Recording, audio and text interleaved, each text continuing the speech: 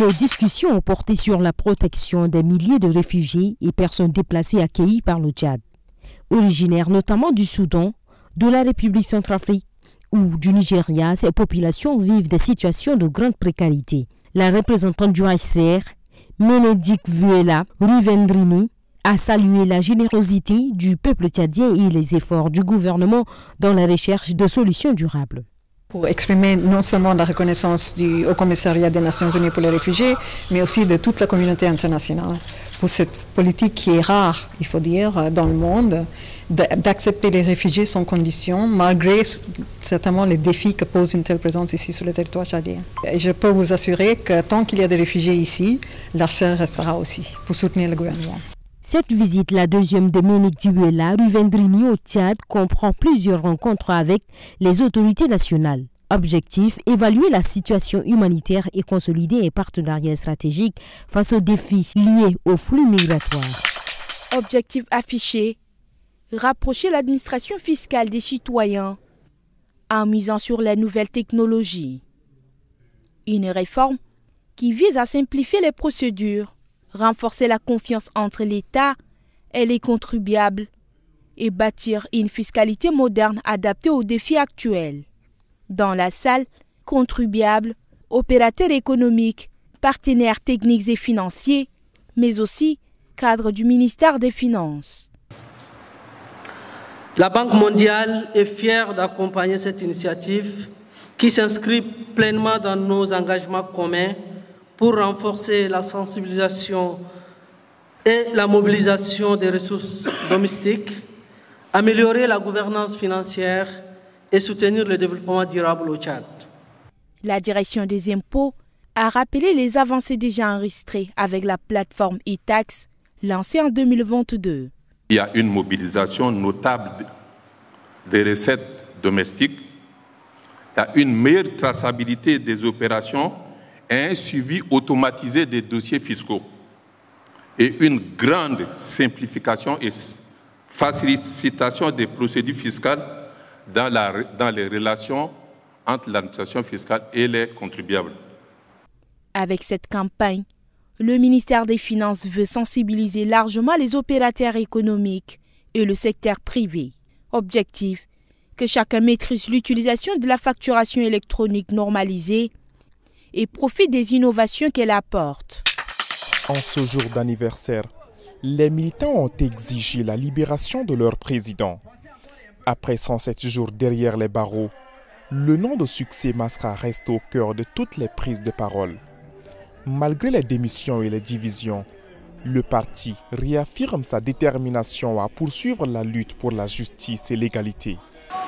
Chères militantes, chers militants, c'est avec humilité et détermination pour cette noble cause que nous portons que je prends la parole ce soir au balcon de l'espoir pour vous permettre l'espérance, pour vous transmettre l'espérance d'un peuple debout pour la justice, mais surtout vous rappeler le courage que nous devons avoir, le courage que nous devons nous transmettre de façon collégiale pour avancer ensemble sans nous laisser distraire. Le meeting s'est achevé sous une fine pluie, dans les chants et les danses.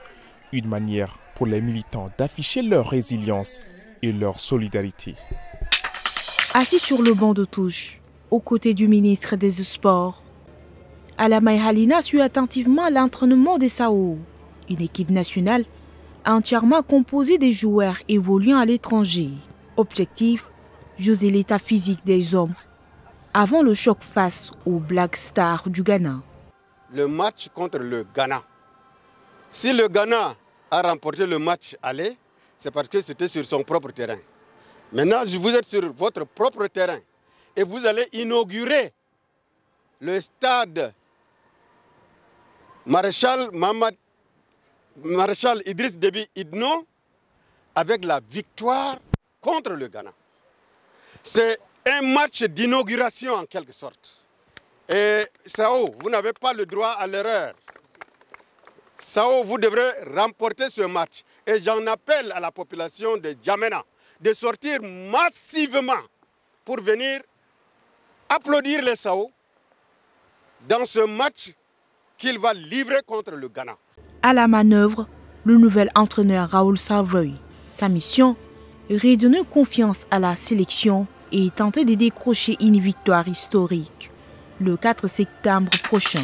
Au carré 14, dans le quartier d'Icharimer, les rues sont encore gorgées d'eau stagnante. Ici, avant de traverser, il faut absolument retrousser son pantalon.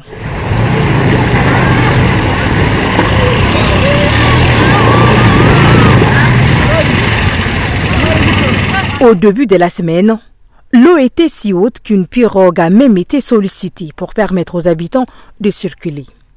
Aujourd'hui, le niveau a légèrement baissé, mais la situation reste préoccupante. Ici dans notre quartier, l'eau de pluie stagne chaque année.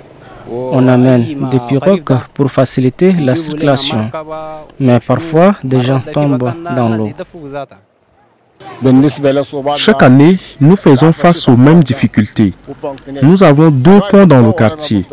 L'un est ouvert, mais l'autre reste fermé, ce qui empêche l'eau de pluie de s'écouler. Cette année, c'est un peu mieux que l'an passé, où l'eau montait jusqu'à la rue là-bas. C'est surtout une question de volonté. Les gens n'aiment pas travailler. À chaque saison des pluies, le problème se répète. Et pour beaucoup d'habitants de N'Djamena, l'inondation est devenue un quotidien avec lequel il faut désormais composer. Sur les 24 joueurs convoqués, 7 porteront pour la première fois le maillot des Sao.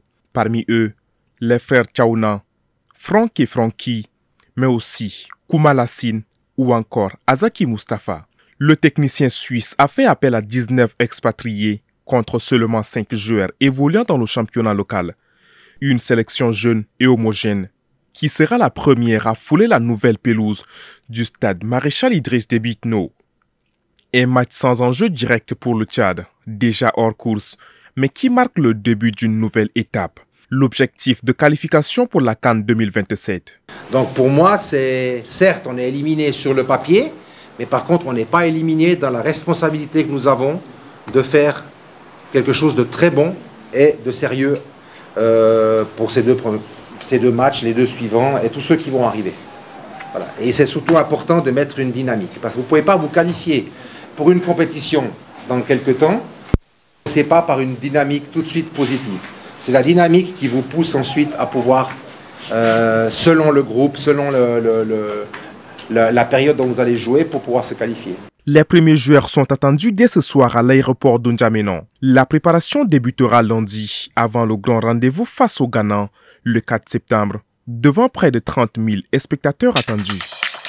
Dans ce bureau, ils étaient toujours 2, Ahmad Khamis et René Dila Yombirim, mais pas ce matin.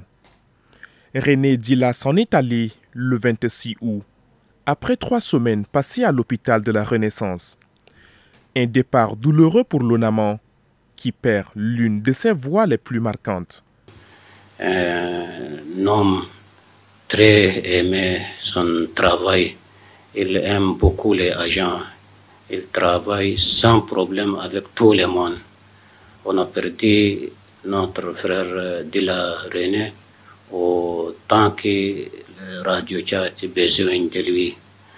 Voix familière des auditeurs, René Dila Yombirim a porté pendant des années l'émission Signe des temps.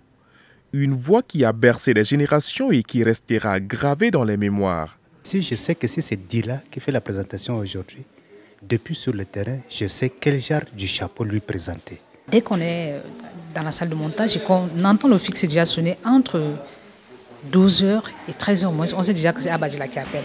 Le souvenir que je retiens de Dila, c'est un homme courtois, trop discret, mais qui aime vraiment son travail.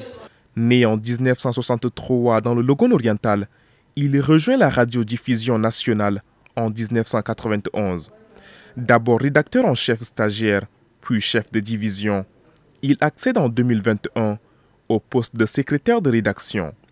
Un parcours consacré au service de la radio nationale.